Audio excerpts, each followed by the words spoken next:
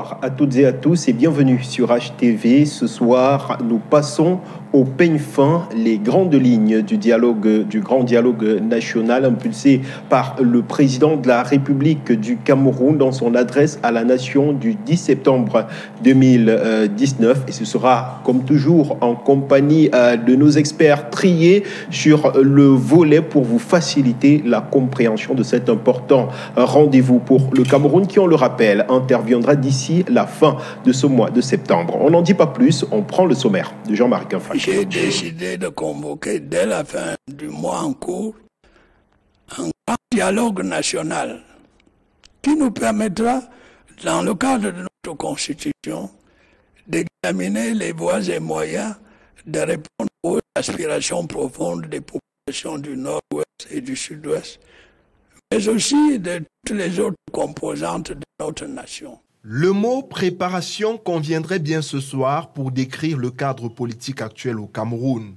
Après l'annonce d'un grand dialogue national le 10 septembre dernier par le chef de l'État lors d'un discours inhabituel à la nation, le Premier ministre a entamé une série de consultations avec les forces vives du pays, appelées à prendre part à la rencontre.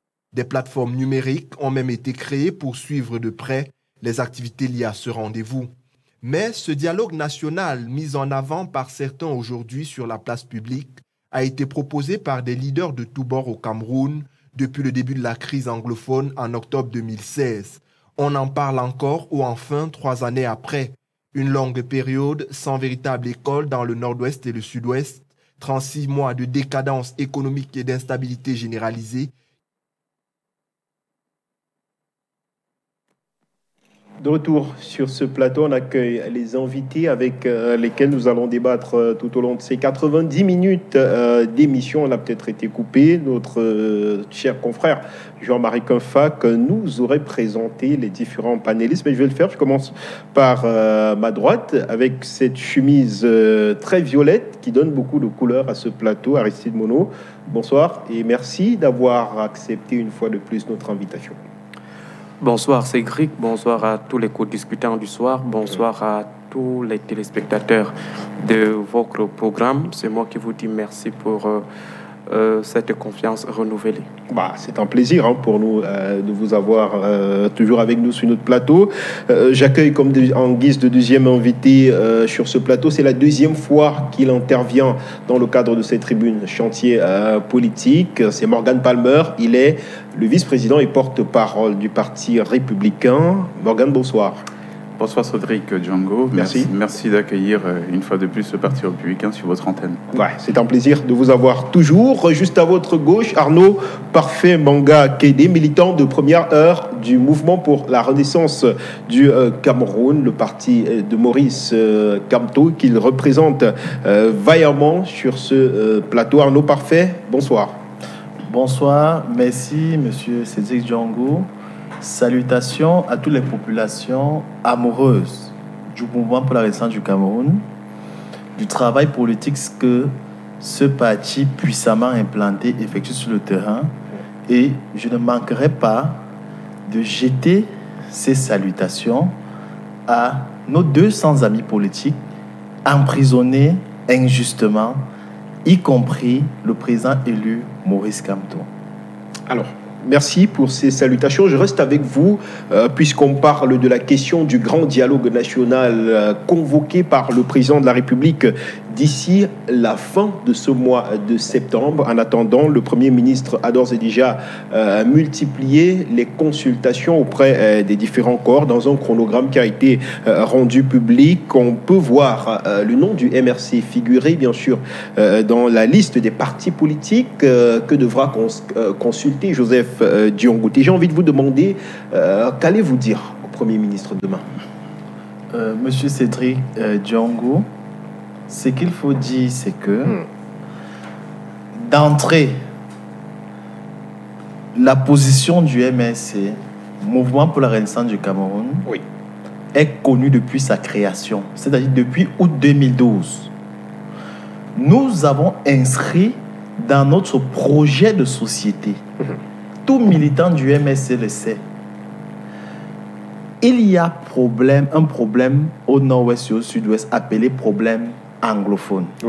Parce qu'on ne peut pas parler de dialogue sans reconnaître qu'il y a un problème anglophone. Lorsque je le dis, je tiens donc à rappeler que pendant de longues années, pendant de longs mois, lorsque nous échangions avec nos compatriotes de la coalition RDPC et les caminats de Conseil constitutionnel, ils nous rappelaient en longueur de journée qu'il n'y a pas de problème anglophone.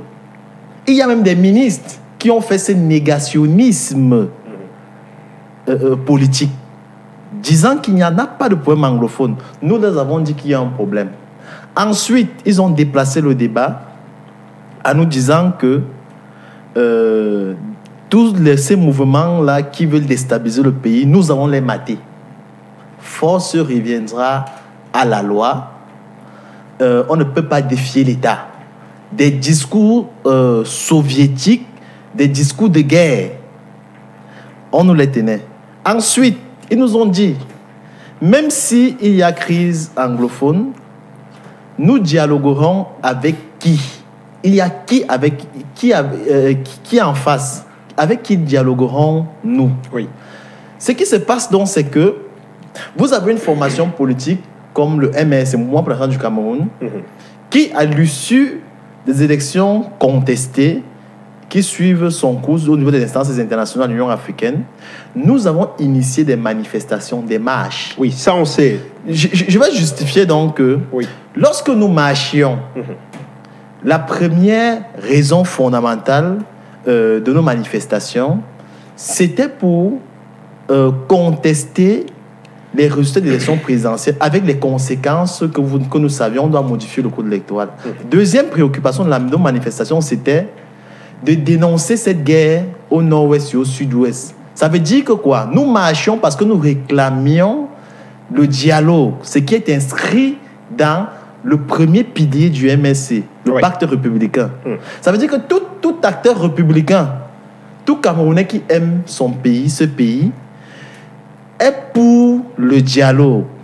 Mais lorsque nous le disons, nous sommes pour le dialogue, ce qu'il faut dire, c'est que l'acteur qui est au pouvoir, qui a annoncé le dialogue, exhibe le dialogue comme si c'est un outil de chantage et le déshumanise de sa consistance de rassemblement des différents acteurs. Lorsque je le dis, M. Biya, qui est au pouvoir, que nous contestons, la réélection, il avait dit en 1991 que, à Bafoussam, vouloir le dialogue et imposer soi-même les conditions du dialogue, c'est refuser le dialogue. On y reviendra. J'aimerais que vous nous disiez quand même un mot sur l'objet de votre rencontre future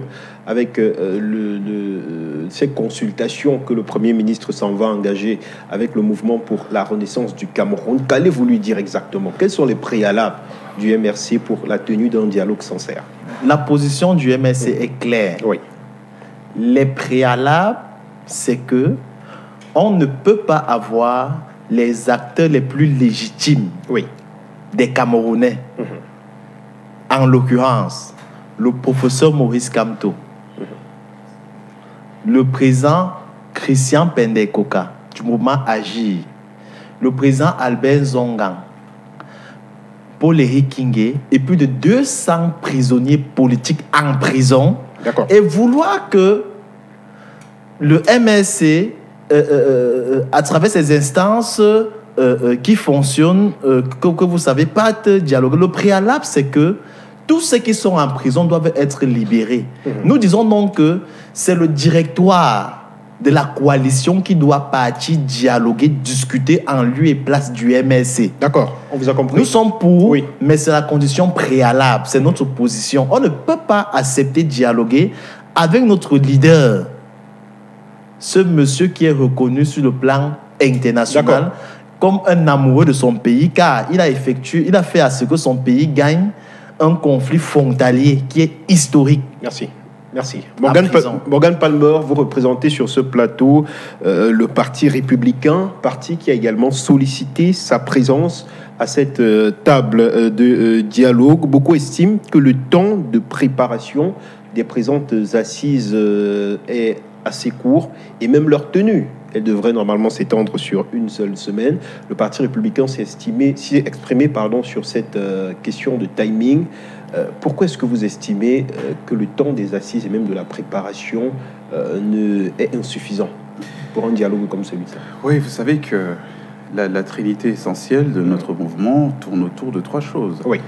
Rassembler, réconcilier, pour reconstruire le Cameroun avec tous ses talents. Donc, sur la question de ce grand dialogue, nous le prenons depuis des années, on l'appelait nous différemment.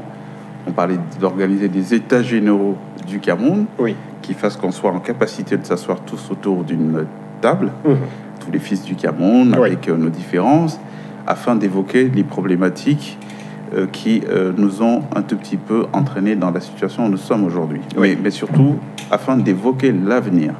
Parce que ce que je crains le plus avec ces dialogues, ce grand dialogue qui est appelé par le président de la République, c'est qu'on se retrouve à parler que du passé, sans prendre la mesure de la dangerosité de ce qui s'offre à nous pour demain. Qu'est-ce que nous allons offrir à nos enfants?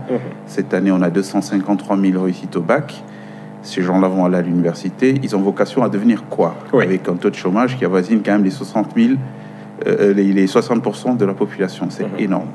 Donc, je pense qu'aujourd'hui, il faut que nous soyons sur des schémas, pas de politique politicienne, parce que c'est les schémas de politique politicienne qui ont plongé notre pays dans la situation où il est, qu'on soit dans des schémas de prospective. Ça veut dire quoi? Ça veut dire que pour nous, dans notre entendement, un débat comme celui-là, et les États généraux du Cameroun, que le président a appelé le Grand Dialogue National, avait vocation à réunir ce que nous avons comme crème, comme cerveau, tête pensante, pour pouvoir se prononcer en termes de prospective sur l'avenir du Cameroun, en regardant bien entendu ce qui s'est passé dans le passé. Mais ce que nous voyons, c'est que bien qu'on soit sur une belle intention de faire discuter tous les fils du Cameroun autour de la table, j'ai quand même l'impression qu'on sous-estime quand même l'ampleur du problème.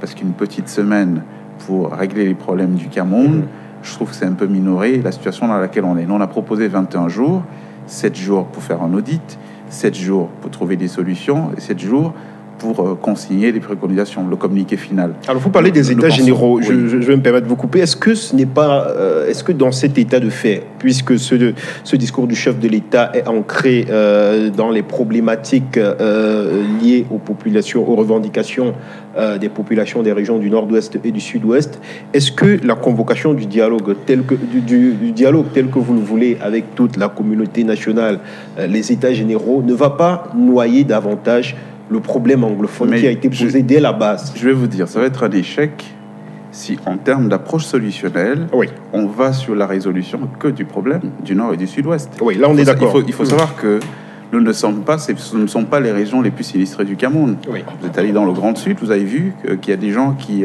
habitent à 2 pas d'un barrage, qui n'ont pas de courant électrique depuis toujours. Mais ils ne devraient pas bénéficier d'un statut particulier. Non, je ne pense pas. Je pense qu'aujourd'hui, le sinistre qui frappe le Nord et le Sud-Ouest, c'est un sinistre qu'on retrouve dans beaucoup d'autres régions du Cameroun. Vous êtes allé à l'Est, qui produit pourtant de la richesse, mais en termes de péréquation, aujourd'hui, ils produisent une richesse qui permet le développement d'autres régions, le grand centre, le littoral, et il n'y a rien pour eux. Donc moi, je pense qu'aujourd'hui, si nous voulons aller vers des solutions de paix durable, il faut qu'on envisage la problématique du Nord et du Sud-Ouest. Eux, ils ont été les courageux, les gens qui ont été capables de jeter un pavé dans la mare pour dire ça suffit, il faut qu'on s'asseye pour faire autre chose. Mais ils ne sont pas les seuls. Vous savez, dans les Bassa revendiquent aujourd'hui une grande région de Sanaga, qui va englober donc les départements d'Union Ekele et celui de la Sanaga maritime, en estimant, à juste titre, qu'ils sont la région pourvoyeuse de pas mal de richesses, en tout cas la région de transit de pas mal de richesses au Cameroun, et ils sont les parents pauvres de l'affaire. Donc si nous partons sur la résolution parcellaire d'un problème qui, à mon avis, est général, ce que ça va donner, c'est quoi? Il n'y aura pas de paix durable dans ces zones-là. On aura à peine fini de régler celui-là, qui va avoir ce qu'on appelle le phénomène d'appel d'air. les autres vont considérer qu'eux aussi, ils ont de la légitimité pour poser des problèmes, ils vont les poser. Donc, non, pensez qu'en termes d'approche, ce qu'il faut faire, en réalité, c'est d'organiser les états généraux. Et le président l'a un peu dit dans son propos, parce que quand il dit principalement le Nord-Ouest, mais aussi tous les autres problèmes. Voilà. Donc, moi, ce que c'est bien ces nuances que je voulais venir. Avec vous, Aristide Monod, lorsque le président de la République décide de faire effectivement cette nuance entre les populations du Nord-Ouest, apporter des solutions aux problématiques posées par les populations du Nord-Ouest et du Sud-Ouest et des autres parties de la nation camerounaise, cela reviendrait peut-être à dire que ces deux régions pourraient, à l'issue de ce dialogue, bénéficier d'un statut particulier. Je pense qu'à lire le discours du chef de l'État, on note déjà cette appréhension du problème à deux niveaux. Oui. Malgré les tournures linguistiques ou la rhétorique qui a été celle du chef de l'État, on sent bel et bien qu'à un moment donné, on prend en compte le problème immédiat qui est celui de la crise anglophone et de l'autre côté, on pose les bases d'une résolution globale du malade Cameroun, dont le président de la République il a consacré assez de temps en parlant de la crise anglophone, en revenant sur les posologies, les solutions qui avaient été apportées par le gouvernement. Et dans un deuxième temps, il essaie de diluer la force de ce problème, il essaie de diluer l'ampleur du problème anglophone en le situant comme ça dans une problématique globale. Donc le président de la République, à travers ce discours, a donc joué sur ces deux dynamiques. Maintenant, lorsque vous essayez de voir ce qui a été fait dans le choix des personnalités qui ont été reçues par le Premier ministre, le chef du gouvernement, vous remarquerez que la priorité a été accordée à ces personnalités qui sont de la région du Nord-Ouest et du Sud-Ouest. Vous avez donc eu les ministres, vous avez eu les chefs traditionnels et ainsi de suite. Donc le Premier ministre, chef du gouvernement, qui a reçu l'onction solennelle du chef de l'État tient donc compte en fait de cette spécificité du problème anglophone. Seulement, il faudra craindre une dilution totale du problème anglophone parce qu'aujourd'hui, lorsque vous regardez, vous suivez les démarches de la partie francophone qui paraît la plus majoritaire, on a l'impression qu'on a envie d'absorber le problème anglophone. Le président de la République, lorsqu'il dit que les problèmes qui sont posés dans le Nord-Ouest et le Sud-Ouest sont pratiquement des problèmes connus et des problèmes qui affectent pratiquement tout le Cameroun, ça ne veut dire pas que le président de la République minore forcément le problème anglophone. Malheureusement, dans la démarche actuelle de ceux-là qui sont de la partie francophone, on veut absorber, on veut diluer totalement, on veut annihiler totalement le problème anglophone. Et ça sera, ma foi, une mauvaise décision au cas où, à la fin des travaux, on ne tienne pas compte de la spécificité du problème anglophone. Parce qu'il ne faut pas oublier que ceux qui ont payé le prix de la provocation de ce dialogue, ce sont les régions dites anglophones. Les régions ont perdu en hommes, les régions ont perdu en biens. Il y a également les ressources de l'État qui se sont amoindries de ce côté-là du fait du dysfonctionnement de l'État, dont il n'y a plus le service public le service public ne fonctionne et même l'économie qui normalement. Il y a l'économie, il y a ceux qui ont perdu leurs emplois et autres. Donc il serait maladroit de penser à un moment donné qu'on arrivera sur une table et diluer par un coup de baguette magique ce qui a été fait en termes de sacrifice par les populations des régions dites anglophones. Il faut également noter un autre élément dans la démarche du président de la République qui veut se positionner comme le distributeur du dialogue.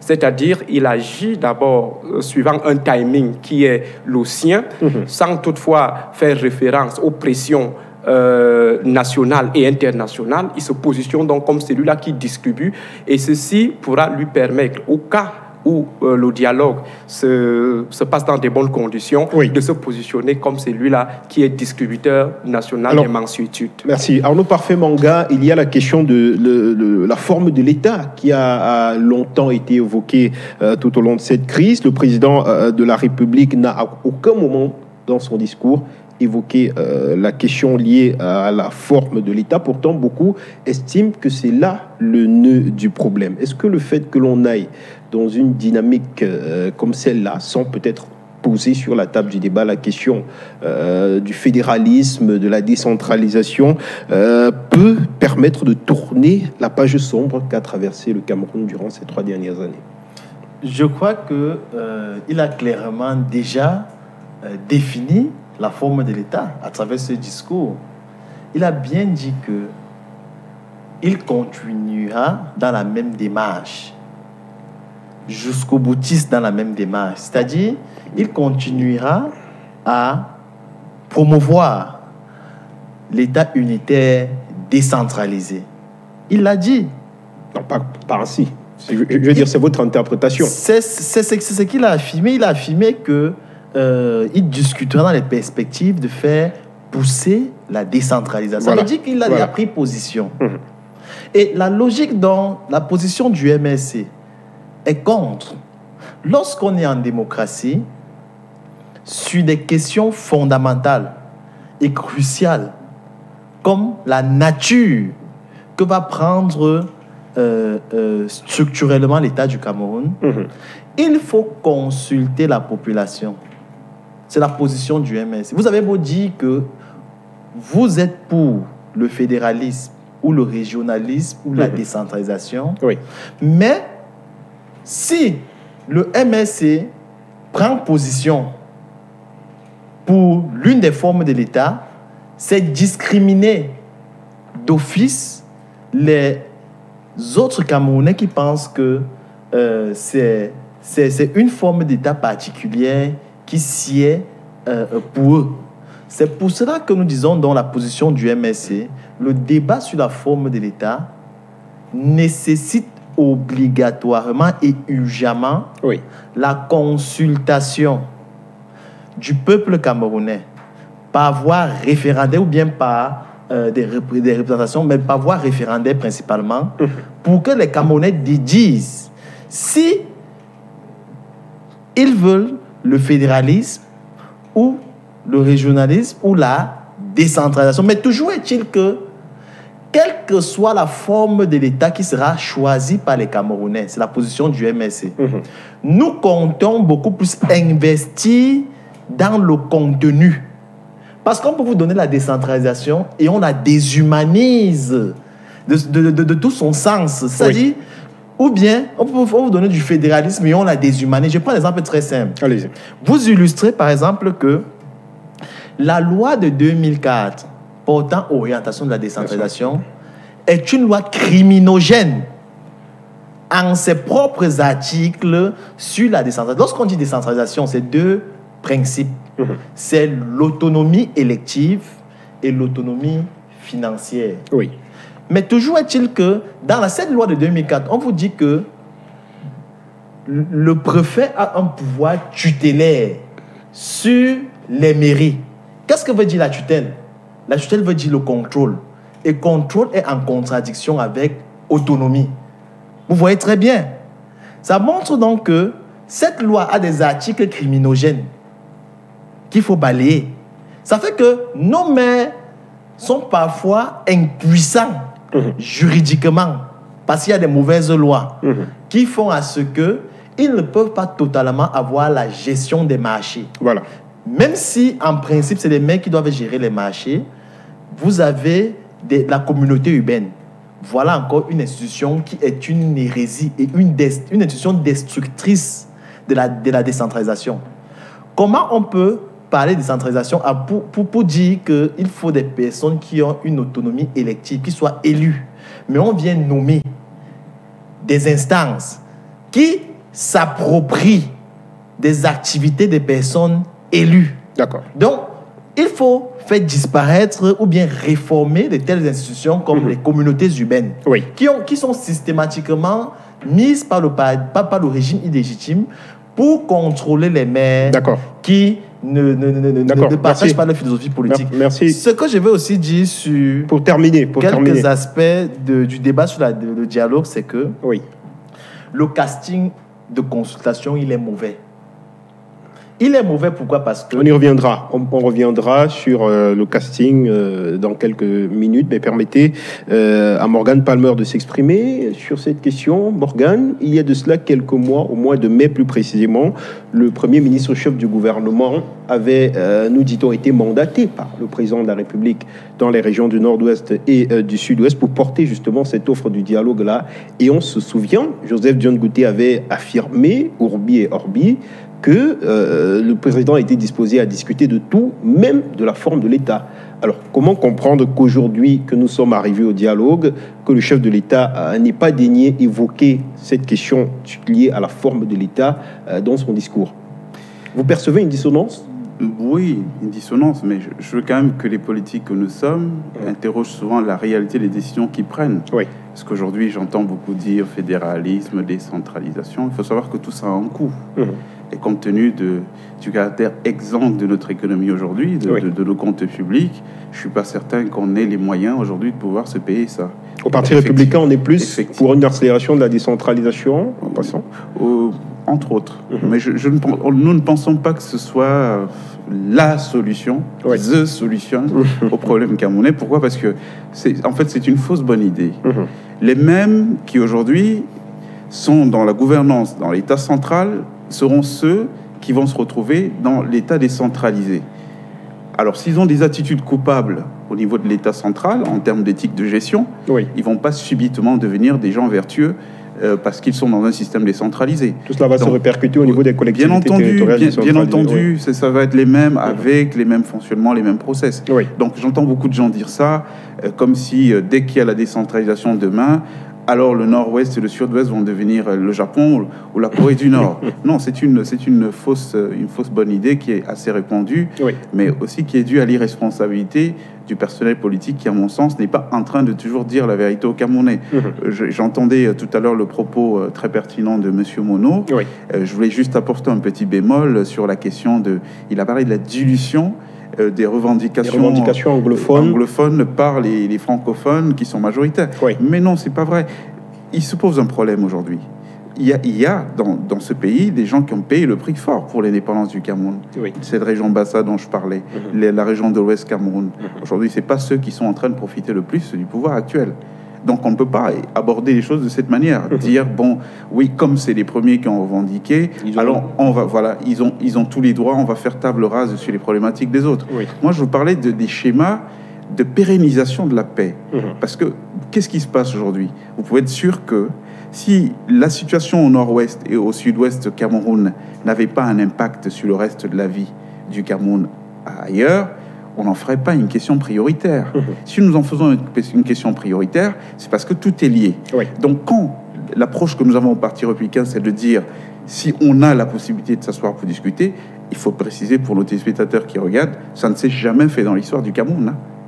Ce grand dialogue qu'on convoque là aujourd'hui, c'est-à-dire passer Fumban, à l'époque on était sur des schémas unitaires, et on n'a jamais eu un débat au Cameroun où tous les fils de la nation sont assis autour de la table pour parler. Il y a eu la tripartite en 91. Oui, mais c'était pas pareil. On n'était pas sur les mêmes schémas. On n'avait pas un pays avec des tendances sécessionnistes. C'était pas le même schéma. La tripartite de 91... C'était la période des années de Braille. Voilà, était axée sur la démocratie, sur les alternances de multipartisme. C'était ça. Mais là, on n'est pas sur le même débat. Là, on est sur un problème aujourd'hui du vivre ensemble, de la menace de l'intégrité de notre État camerounais. C'est pas du tout le même débat. Donc moi, ce que je veux dire, c'est que si on veut aller sur les schémas de pérennisation de la paix, de sédentarisation de la paix, on est obligé de régler tous les problèmes d'un coup. Parce que ce qui va se passer, c'est quoi? Ils ne seront pas plus en paix au nord et au sud-ouest Cameroun si à peine on a réglé leurs problèmes que les revendications commencent dans la Saraga maritime ou ailleurs. Donc c'est pour ça que l'intérêt aujourd'hui du Cameroun, et même de nos frères du nord et du sud-ouest, c'est qu'on profite, on dit que c'est l'occasion qui fait le larron, qu'on profite du courage qu'ils ont eu de frapper du poing sur la table pour poser les problématiques qu'ils rencontrent, qui sont les problématiques rencontrées par tous les Camerounais, pour qu'une bonne fois, on ne va pas organiser les débats tous les ans. Donc, dès qu'on va commencer à se plaindre, les gens de Mainveleux vont commencer à se plaindre, on va créer un grand débat national. Donc, il faut qu'on prenne le temps qu'il faut pour cela. Ça ne se fait pas tous les jours, qu'on mette les moyens qu'il faut pour qu'il y ait un vrai débat. Pour résoudre le problème camerounais. Et il y a beaucoup de problèmes.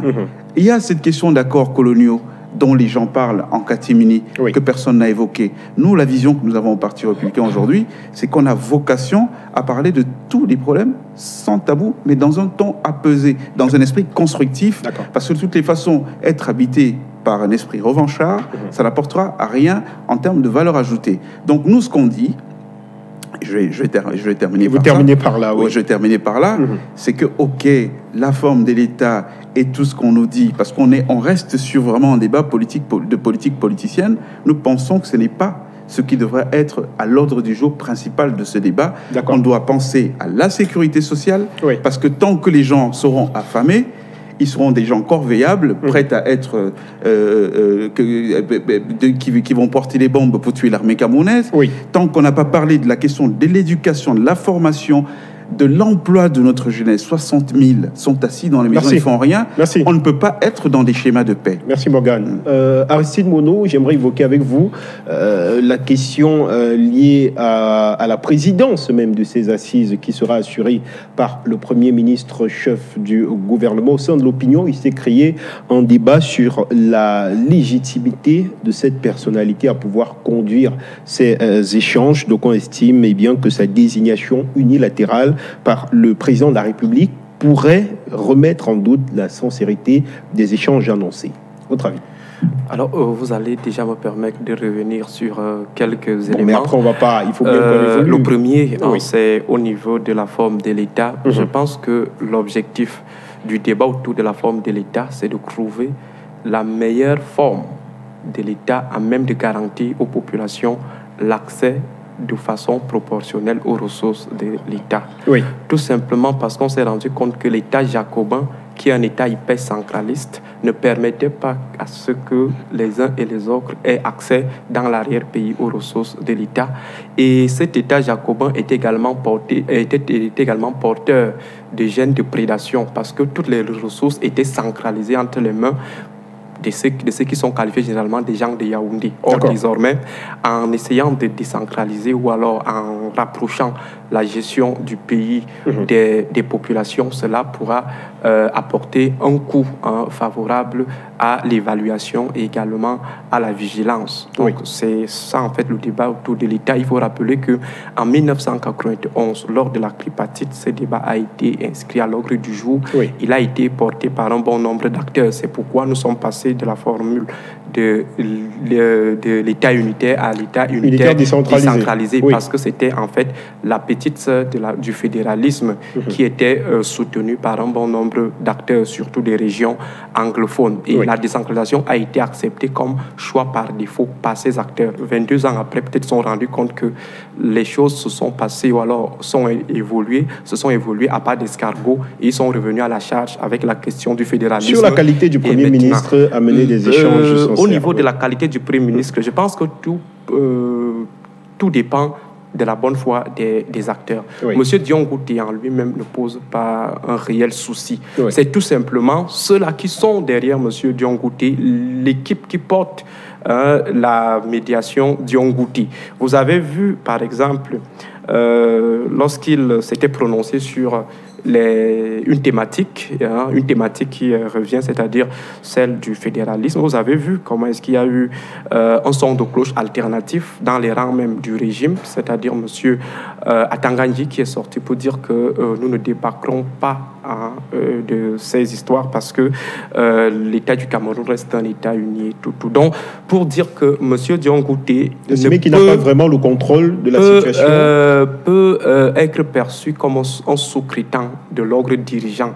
Et c'est là où il y a en fait tout le véritable souci. Est-ce qu'il aura l'étoffe nécessaire pour se départir de cette dépendance? Est-ce qu'il aura l'étoffe nécessaire pour affirmer en fait son autorité, son autonomie?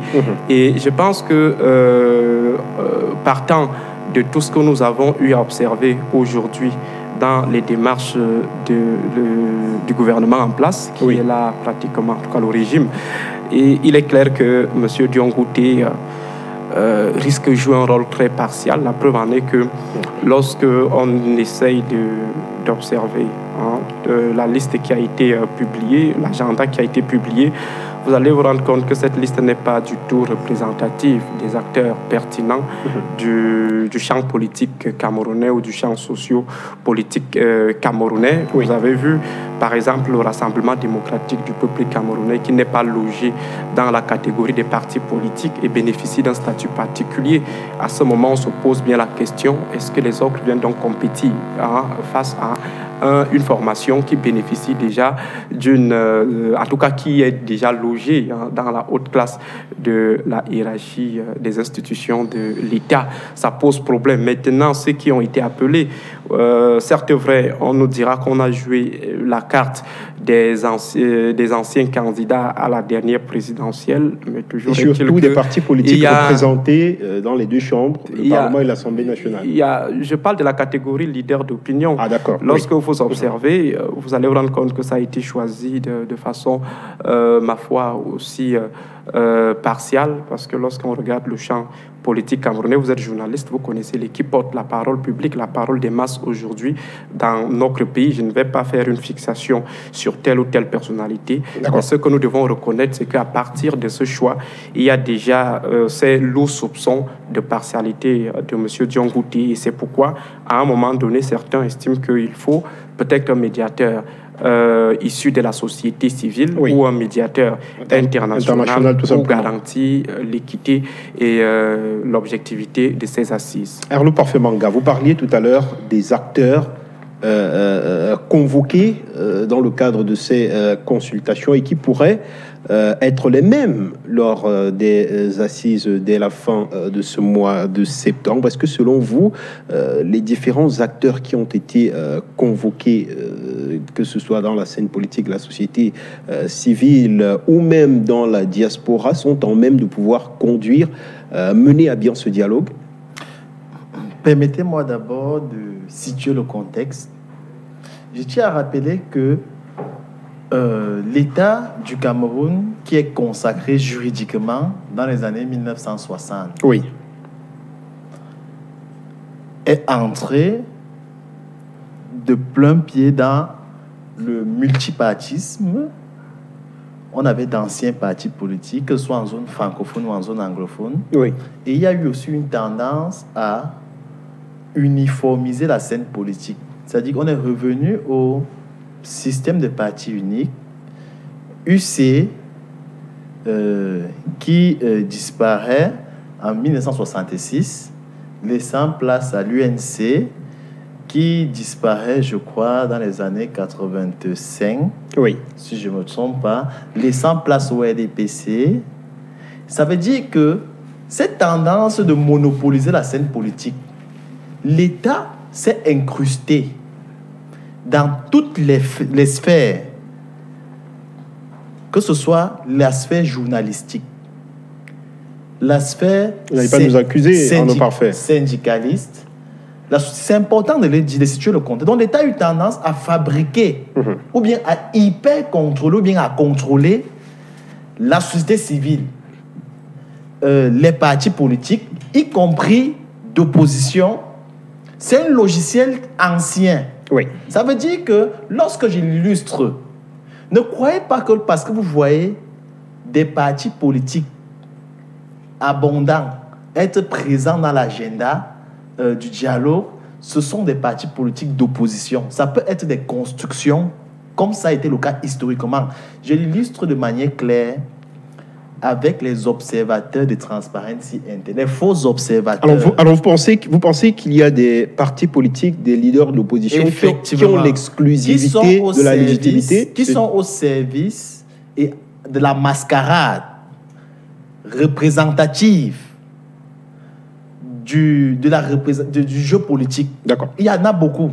Lorsque je l'illustre, je montre que ne soyez pas surpris que vous voyez donc de faux sécessionnistes être fabriqués, de faux agents de la diaspora être fabriqués, des opposants en dormance réveillés être fabriqués.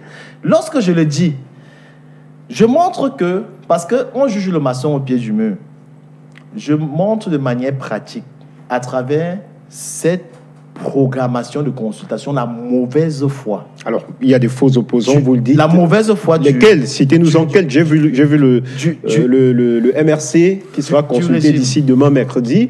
Oui, je tiens à rappeler que le régime a eu tendance à vouloir fabriquer un MRC bis. Vous le savez. Et je ne peux pas vous dire que... Vous apprenez. Il y en a des partis politiques à travers lesquels on change du jour au lendemain les responsables. Il y a eu, ça s'est vu avec le CIVIT ou bien l'UPC. Oui. Bon, ce que je vais dire, c'est que nous condamnons avec la dernière énergie le fait que le régime qui estime qu'il faut dialoguer mette un calendrier où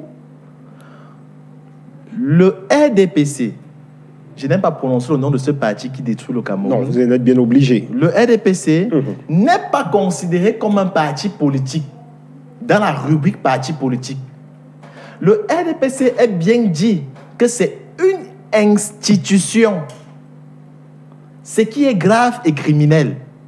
Comment se fait-il que vous voulez apaiser la situation au nord-ouest et au sud-ouest? Vous voulez abaisser le cœur des Camerounais qui sont meurtris par ces partis politiques, oui. Mais vous mettez ces partis politiques dans le cadre des institutions, donc hors des partis politiques. Ça, c'est la première incongruité.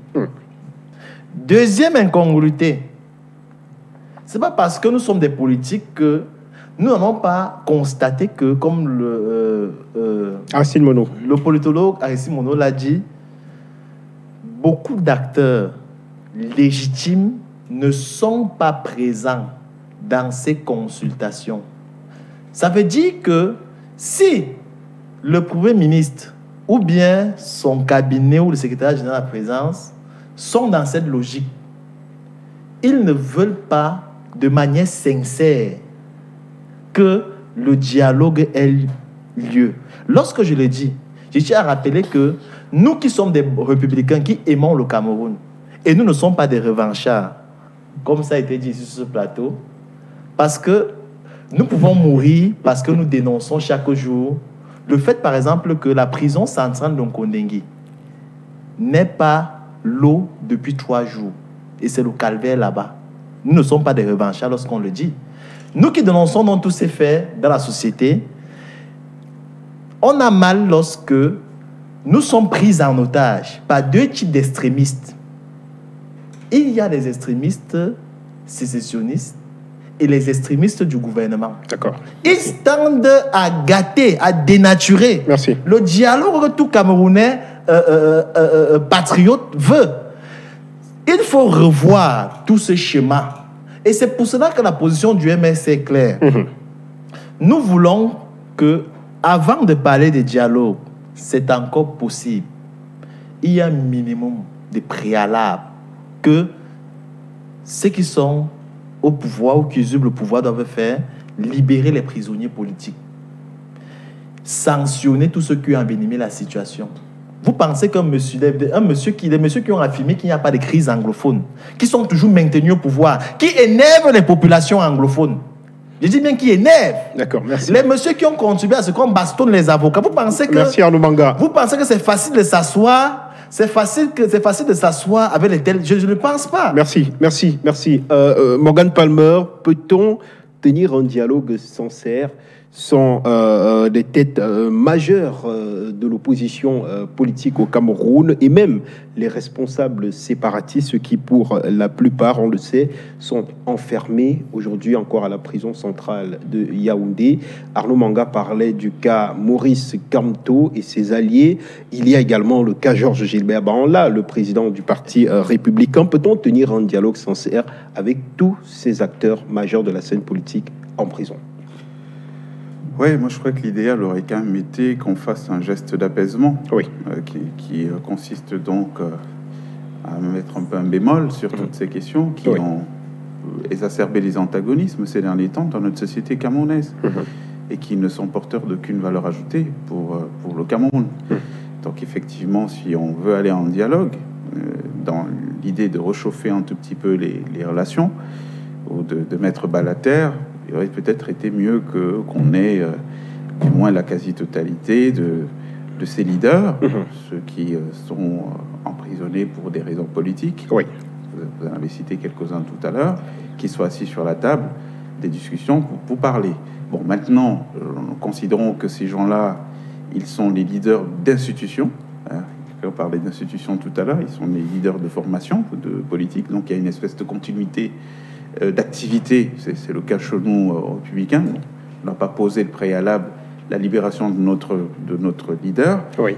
Bien qu'elle nous tienne à cœur. Mais si notre leader, qui est embastillé de manière complètement arbitraire, qui est muselé par des gens qui sont dans des schémas successoraux, aujourd'hui nous en savons davantage sur la coalition de personnalités de la République qui ont décidé cet embastillement, effectivement c'est choquant pour l'opinion de savoir tout ça. Mais nous pensons que il ne faut surtout pas faire la politique de la chaise vide. Oui. Parce que ce serait une erreur grossière. Voilà. Aujourd'hui, ce qu'on observe quand même, c'est que le gouvernement, après qu'on ait forcé pendant longtemps et maintenant qu'on leur tord la main avec le concours de nos partenaires internationaux, a décidé d'aller parler. Oui. Bon, il faut pas donner de prétexte, parce que si on dit on va pas participer, effectivement, ils ont la capacité de fabriquer des pseudo-leaders. D'ailleurs, qu'aujourd'hui, qu'on veut participer à ce dialogue, ce qu'on voit déjà, c'est qu'on a cette fabrication de pseudo-leaders d'opinion ou de partis politiques dont on n'entend pas parler, en tout cas dans l'animation de la vie politique, de la scène politique à Moun ces derniers temps. Oui. Donc voilà, moi je pense que ça aurait été bien qu'on ait tous ces gens-là assis autour de la table, dans un esprit un peu comme la fameuse commission Vérité et Réconciliation qu'on a vue en Afrique du Sud. Je m'en espère beaucoup, souvent, et pour se dire, bon, on va de l'avant, mais aller de l'avant à un prix. Ce prix, c'est peut-être celui de l'oubli, de se dire, bon, les uns et les autres ont posé des exactions, et c'est encore frais dans la tête, parce que quand vous dites, il faut libérer Ayoub Tabé, nous, on est un parti républicain, on s'est dit, mais on fait quoi des milliers de familles, de gendarmes, de policiers, machin, qui ont été égorgés, qui continuent à être égorgés dans ces zones-là. Donc, mais je pense... Et qui sont l'œuvre des séparatistes. Oui, qui sont l'œuvre des séparatistes. Voilà. Mais je pense qu'il y a un travail de pédagogie à faire. C'est pour ça que je pense, que je réinsiste sur le fait que nous ne pouvons pas nous payer le luxe aujourd'hui d'aller faire un petit semblant de dialogue, et puis les choses s'arrêtent là. Parce que il y a une espèce de tension générale dans le pays aujourd'hui qui ne va pas se satisfaire de petites solutions parcellaires. La tension, pour qu'elle baisse aujourd'hui, nécessite qu'on ait des solutions qui soient des approches de solutions, en tout cas globales, de la situation. Donc voilà, il faudra peut-être, il n'est pas trop tard, hein, le dialogue commencera le 29. Mais je me dis que dans une manœuvre politicienne, peut-être que le président il a prévu d'aller à l'élargissement de ces différents prisonniers à la fin du dialogue, mais pour la légitimité du dialogue, ce serait quand même bien qu'on ait la plupart de ces acteurs, Georges Gilbert Baongla, Maurice Kamto, et le président Mota. D'accord. Voilà. Paul Hiking et Michel Ndoki. Merci. Et même elle participera au dialogue. En 2 secondes, et même qu'en 2 secondes, on pourrait rajouter aussi la situation des prévaricateurs qui sont... non, mais laissez-moi développer mon propos. Parce que ce qui se passe, c'est quoi? Quand on parle de sécurité sociale... Voyez un lien direct avec le dialogue, puisque c'est ça qui est en jeu aujourd'hui. Je vais vous dire le lien direct qu'il y a. Oui. Vous voyez, nous, on ne fait pas de propositions fallacieuses. Quand on parle de sécurité sociale, comme préalable à tout dialogue aujourd'hui, c'est parce qu'on a bien compris ce qui se passe dans notre société. Qu'est-ce que nous faisons aujourd'hui? Nous faisons le procès des individus, alors que c'est le procès du système qui doit être fait. Ce qui s'est passé, c'est quoi? On n'a pas de sécurité sociale. Vous allez dans le cabinet d'un ministre de la République, vous trouvez une pile de gens alignés qui a une ordonnance, qui la facture scolaire de ses enfants à payer. Tous ces gens attendent que ce soit le ministre qui le fasse. Le ministre, il n'a pas un salaire extensible à souhait.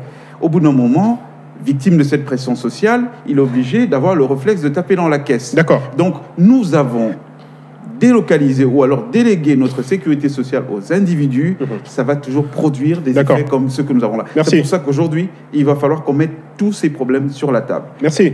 Aristide Mono, le SDF, le CPP et bien d'autres partis ont posé comme préalable à la tenue de ce dialogue la libération pure et simple, des leaders séparatistes, notamment Sissoko Ayuk Tabé et 9 autres de ses compères qui ont été condamnés à la prison à perpétuité. J'aimerais vous poser la question, est-ce qu'il y a des personnes, selon vous, qui ont l'exclusivité de la légitimité de la représentation? Je veux dire, des personnes sans qui un dialogue franc ne pourrait se tenir. Je pense déjà que, de par le principe, un dialogue doit être tenu de façon inclusive avec ceux-là qui ont une certaine ascendance sur les masses. Parce que ça ne sert à rien de faire un dialogue avec des personnes qui ne peuvent pas rassembler 10 ou 20 personnes. Donc, il y a deux modalités de cooptation, si on peut le dire ainsi, donc pour qu'on invite. La première, c'est qu'il faut avoir une légitimité, c'est-à-dire bénéficier d'un aura précis. Et la deuxième, c'est avoir des capacités intellectuelles pour réfléchir sur des questions. Et on doit se faire sur ces deux variables-là. Je pense que l'exigence ou les préalables qui sont posés par le SDF, le CPP et autres relèvent de la surenchère. On est en plein marché politique, il ne faut pas l'oublier, au-delà de la question du pronostic vital de l'État du Cameroun et de nos concitoyens. Il y a des enjeux hyper politiques dont le dialogue est un lieu de pouvoir. Et les uns et les autres vont donc essayer de mobiliser leurs ressources pour s'influencer et prendre une certaine ascendance. Et le régime sait bel et bien que ça peut se jouer sur un petit fil. Immédiatement, il perd la main sur la gestion du pays. Donc, il faut être prudent. Et du côté de l'opposition, on pense que c'est l'occasion ou jamais d'étrangler le régime. C'est pourquoi vous avez, du côté des sécessionnistes, une certaine surenchère. À peine le président a bouclé son propos, on se retrouve avec une flambée des violences dans les zones du nord-ouest et du sud-ouest. C'est tout simplement une réponse pour dire au président de la République: nous n'avons pas été convaincus par votre dialogue, nous allons continuer le combat, même si au fond, ça peut relever tout simplement d'une simple surenchère. Et ce que le SDF demande aujourd'hui, je pense que c'est de leur droit. Cependant, du point de vue purement objectif, il serait naïf de penser que le gouvernement va libérer M. Ayuk Tabé. Le président de la République n'a pas élagué cette possibilité dans son discours. Il n'a pas élagué. On parle du dialogue. On n'est pas dans le post-dialogue. Le président a proposé cette alternative-là dans le cadre d'une procédure post-dialogue. Mais pour le moment, le président de la République n'a aucun intérêt à gracier M. Ayuk Tabé. Comme le relevait Morgan Palmer, il disait que en fait, ce sont des familles qui sont en pleurs aujourd'hui, qui sont en souffrance. Donc, en libérant M. Ayuk Tabé, ça donnera l'illusion d'un État, ma foi, qui soutient les bourreaux. Or, l'État, c'est l'État fort, c'est l'État qui protège plutôt les défavorisés. Donc, M. Ayuk Tabé ne peut pas être libéré déjà sur ce point. Et deuxième point, il ne peut pas être libéré tout simplement parce que le régime n'a aucune garantie que M. Ayuk Tabé fera aussi preuve de bonne foi ou alors va céder à la proposition qui est faite par le président de la République. Si on libère, je la réitère. Est-ce que la présence d'Ayuk Tabé à cette table du dialogue conditionne sa bonne marche? Est-ce qu'on peut tenir un dialogue franc sans Ayuk Tabé, par exemple, qui pourtant porte la voix de l'aile séparatiste qui est quand même représentative et qui fait la pluie et le beau temps dans ces deux régions du pays? Je pense qu'il ne faut pas fétichiser M. Ayuk Tabé. Ne le prenons pas comme le super-homme des groupes séparatistes. Déjà, il faut rappeler que les groupes séparatistes, ce n'est pas un groupe homogène, c'est un groupe hétérogène. Il y a des factions qui échappent aujourd'hui au contrôle de M. Ayuk Tabé. Depuis que M. Ayuk Tabé a été arrêté, est-ce qu'il bénéficie toujours de la même popularité, de la même légitimité? Il faut aller sur le terrain pour comprendre que M. Ayuk Tabé, moi j'ai eu à discuter avec l'un des coordonnateurs qui est un ami de International Cruising Group qui m'a fait comprendre que en fait, M. Ayuk Tabé n'est pas aussi c'est tout simplement un symbole qui est présenté aujourd'hui par des factions, mais qui au fond n'est pas représentatif de toutes ces factions. On peut tenir un dialogue sans M. Ayuk Tabé. Je vais vous dire une chose. La crise, le dialogue qui était demandé par une certaine opinion n'avait pas créé aux revendications des séparatistes. C'était tout simplement une manière de permettre aux fédéralistes, unitaristes, décentralistes, anglophones de se désolidariser publiquement et solennellement de M. Ayoub Tabé.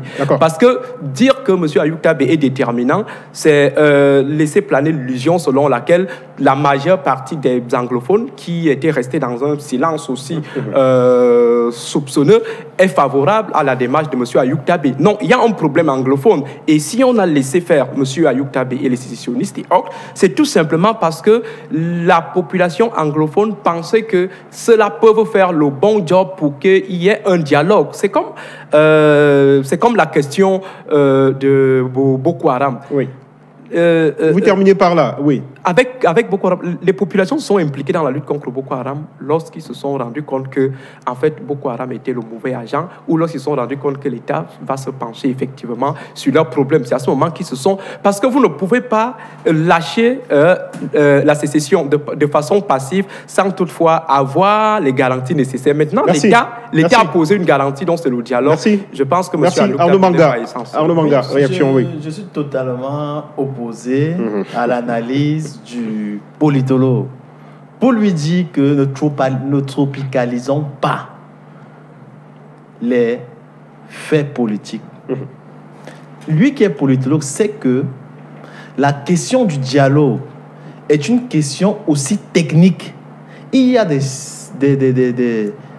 citoyens qui sont formés, partis à l'école pour résoudre ce type de questions, de préoccupations. Oui. Ne mystifions pas cela. Je vais lui rappeler que les États-Unis d'Amérique négocient avec des talibans au Pakistan. Oui, ils négocient. C'est possible de négocier, de dialoguer avec M. Ayoub Tabé. Alors, Ayoub Tabé a posé comme préalable, là je reviens sur les préalables du leader séparatiste, il dit ceci, la seule condition pour laquelle il entamera un dialogue, ce sera pour définir les modalités de la séparation. Vous êtes d'accord avec moi qu'on ne va pas se mettre sur la voie de négocier la division du Cameroun? Non. M. Ayoub Tabé entre déjà dans le fond. La forme, c'est d'abord quoi? La forme, c'est que l'État doit organiser les conditions, et c'est ce que nous comptons faire si on a capacité de gouvernement. On organise urgemment les conditions pour que déjà on s'asseye ensemble. Maintenant, chacun va donner ses positions. Oui. Ce qui est clair, c'est que aucun Camerounais ne peut accepter qu'au Cameroun se divise. Mais je veux Ayoub Tabé ne se réclame pas comme Camerounais. Je veux maintenant rappeler que si déjà en termes de méthode, vous ne prenez pas en compte, y compris sa position extrémiste dans le dialogue, ça veut dire que vous ne voulez pas comprendre la position de ces acteurs. Lorsque je le dis, ne parlons pas en lieu et place des acteurs. Est-ce que vous avez questionné les combattants armés sur le terrain? Questionnez-les. Ils vous diront si ils ne reconnaissent pas M. Ayoub Tabé. L'imposture, c'est quand vous parlez en lieu et place des autres. Je pense que j'ai cité, j'ai donné une référence ici, et c'est une référence très pertinente, International Cruising Group. Donc, bon, ce que je sais, c'est que vous voulez me voir au front. Ceux qui combattent sur le terrain, ont des leaders. Oui. Ils ont des financiers. Et si ces leaders et ces financiers ne sont pas inclus, ne sont pas conduits ou bien amenés à la table du dialogue, je vous assure, ils auront l'impression qu'ils les combats continueront. C'est logique. C'est pour ça qu'il faut toucher les acteurs cibles. La question du Nord, ce n'est pas une question de sentiment. Il y a eu des morts. 3000 morts, c'est trop. Il y a eu plus de 600 000 déplacés. Vous voyez, arrangeons le problème. D'accord. Pour donc arranger le problème, c'est de discuter avec tous nos compatriotes qui sont radicalisés, y compris M. Ayoub Tabé, en lui disant que, en lui démontrant dans le dialogue de manière palpable, pratique, que M. Ayoub Tabé, on sait que vous vous êtes fâché, vous avez pris les armes, ce qui n'est pas normal, mais revenez à de meilleurs sentiments et voilà ce que... Et c'est ce ton-là qui va faire à ce que les gens vont s'apaiser. Mais lorsque vous dites déjà que vous le condamnez, vous dites déjà qu'il est déjà de mauvaise foi, il peut avoir une position de départ, mais dans le dialogue, le dialogue, c'est la discussion, l'échange. Oui. L'échange modifie sa position initiale. Et je pense que c'est l'attitude, et on n'est jamais fatigué de dialoguer. D'accord. Ce dialogue peut durer. D'accord. Mais je tiens donc à rappeler que... Oui, pour terminer. On ne peut pas faire la démocratie sans être démocrate. Oui. C'est ce qu'il faut dire. D'accord. Vous ne pouvez pas vouloir une chose avec la main gauche et la retirer avec la main droite. Soyons cohérents. La cohérence veut que si l'annonce de ce dialogue n'est pas un simple outil de propagande publique d'un point de vue international pour contenter la communauté internationale, si ces acteurs qui initient le dialogue sont de bonne foi, je pense que tous les acteurs légitimes devaient être mis sur la table. Vous pensez que ces mouvements, alors qu'elles n'ont pas la garantie, par exemple, de ne pas être interpellés, vous pensez que ces mouvements extrémistes, sécessionnistes qui sont à l'étranger, vous pensez qu'ils peuvent facilement venir ici au Cameroun de peur d'être interpellés? Je pense que l'État doit prendre un minimum de garantie. Vous voyez, pour que tous les acteurs concernés par cette crise soient sur la table. Et je pense que jusqu'ici, les acteurs concernés ne sont pas sur la table. Merci. Morgan Palmer, le cas Sissoko Ayub Tabé suscite de vifs débats au sein de l'opinion. Faut-il le libérer pour l'associer à cette table de négociation ou pas? Aristide Mono a posé tout à l'heure une question très importante, celle de l'envenimement de la situation une fois que tous ces leaders séparatistes seraient libérés. Est-ce qu'il n'y a pas ce risque-là qu'il faut prendre en compte si aujourd'hui l'on rentre dans la démarche du MRC qui est celle de libérer purement et simplement tous les séparatistes emprisonnés dans le cadre de lié à cette crise? Oui, mais ce serait difficile qu'on ne pose pas le préalable. Si on s'assoit autour d'une table, c'est pour parler du Cameroun. On ne peut pas être assis autour d'une table avec des gens qui ne se considèrent pas comme appartenant au Cameroun. Au Cameroun. Je ne sais pas très bien à quoi ça va arriver tout ça. C'est un peu comme si on obligeait un Gabonais à devenir Camerounais. Voilà. Donc c'est un peu difficile. Et vous savez, il y a des précédents dans l'histoire de l'humanité, de manière plus récente. Vous avez vu le conflit en Catalogne. Ce n'est pas le dialogue que la couronne à Madrid a servi aux séparatistes catalans. C'était plutôt une traque pour préserver l'intégrité territoriale de l'Espagne. C'est pareil en France. Vous ne verrez pas un seul instant remis en cause la question de l'intégrité du territoire français avec ce qui se passe en Corse depuis toujours. Non, je crois que il faut qu'on arrête un peu la démagogie. Il s'est posé un problème au départ qui a connu des évolutions. Au départ, il était question que ces gens, ils ont soulevé un certain nombre de griefs qui étaient justifiés. On ne parlait pas d'un nouveau pays, on parlait plutôt dans le cadre de l'ensemble de l'entité camerounaise, de voir comment on peut aller vers des autonomies. Bon, aujourd'hui, on est quand même face à des gens qui disent qu'ils ne sont pas Camerounais. Laisse-moi finir, monsieur Manguer. J'ai bien compris la sympathie. J'ai bien compris la sympathie. Relever le fait que des gens qui étaient pacifiques au départ se sont radicalisés. C'est ça le fait. Oui, mais on ne peut pas passer. Ça veut dire qu'on peut les déradicaliser.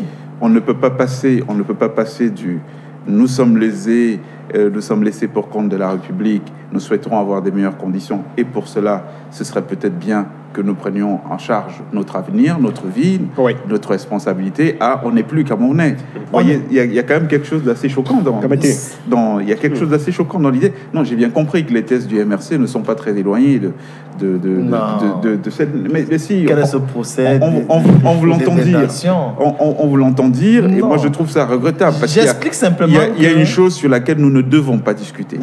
On doit s'asseoir sur la table avec le préalable de parler du Cameroun. On ne veut pas s'asseoir sur la table pour discuter avec des gens qui se revendiquent d'une autre nation, d'un autre pays. Monsieur le Président Palmer, vous-même vous savez que lorsque vous dirigez un pays, vous gérez la pluralité d'opinions. Tout à fait. Voilà. Nous expliquons donc que dans la démarche de ces compatriotes que nous ne partageons pas, ils étaient au départ dans le système politique, mais ils ont eu tendance, par des frustrations, à vouloir sortir du système politique. Notre mission, donc, est de les ramener dans le système politique.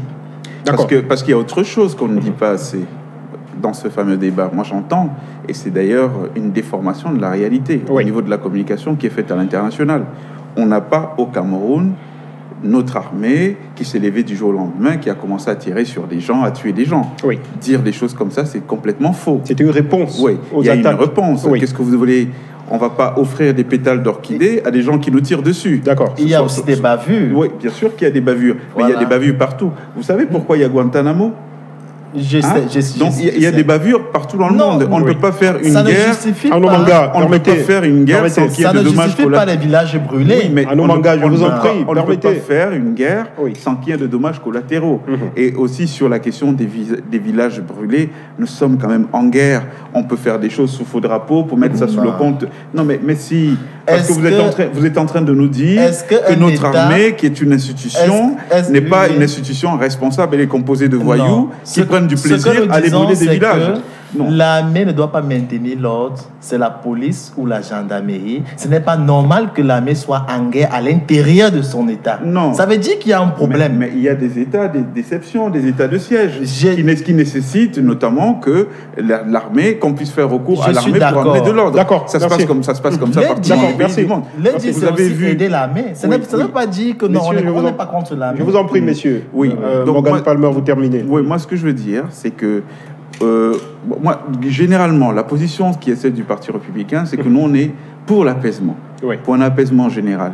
Mais il ne faut pas que ce soit à sens unique. C'est-à-dire qu'on ne peut pas avoir, pendant qu'on conduit, on met de la pression sur le gouvernement pour qu'ils fassent des gestes d'apaisement, qu'on ait des gens qui continuent à tenir des rhétoriques guerrières. D'accord, nous sommes d'accord. Ce n'est pas du tout responsable. Et on ne mettra jamais, et je vous le dis bien, jamais sur un même plan, une armée régulière que nous finançons avec l'argent du contribuable camerounais sur la balance avec des voyous qui ont chargé de ça. D'accord, vous avez compris, mais je reste avec vous, Morgan Palmer, pour parler de la question de la diaspora camerounaise qui a été évoquée par le président de la République lui-même comme étant une partie, prenant partie intégrante à ce dialogue-là. Quelle sera la contribution de cette diaspora à cet important rendez-vous historique pour le Cameroun? Pour la diaspora? Pour la diaspora. Oui, je vous parlais tout à l'heure de la sécurité sociale, je vous ai vu sourire. Vous pensez que c'est des choses qu'on sort de la cuisse de Jupiter, mais c'est des choses qui ont un sens. C'est-à-dire que la quasi-totalité des problèmes que nous rencontrons aujourd'hui dans notre pays sont liés à cette question. C'est-à-dire que vous avez des gens qui passent un mois et qui, à la fin du mois, ne savent pas comment ils vont financer leurs besoins primaires. Mais quel type de société on veut construire avec ça? Et donc, on s'est retrouvé dans notre système camerounais à déléguer cette responsabilité aux individus.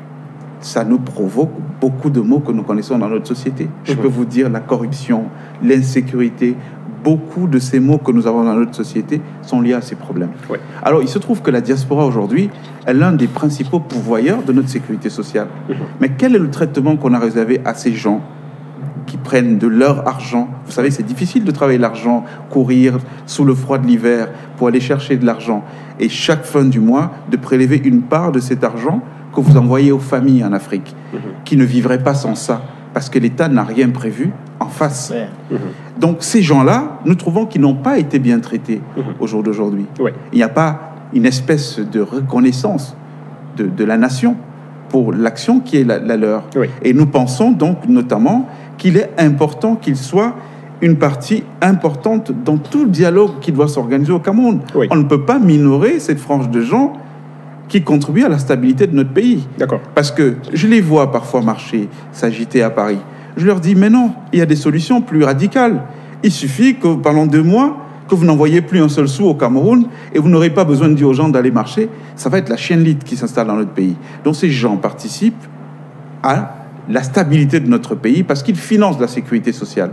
Donc il faut un traitement respectable pour eux. Et nous, au niveau du Parti républicain, nous y avons pensé en mettant en place un certain nombre de dispositifs sur le plan de l'économie, de dire qu'il y a beaucoup d'affaires au Cameroun aujourd'hui qui sont réalisées par des groupes étrangers. On pourrait par voie en légiférant, par voie législative, aujourd'hui, décider que tel type de business que les étrangers font, on va donner la priorité d'accès exclusive à notre diaspora, parce que nous leur rendons une part de ce qu'ils nous donnent.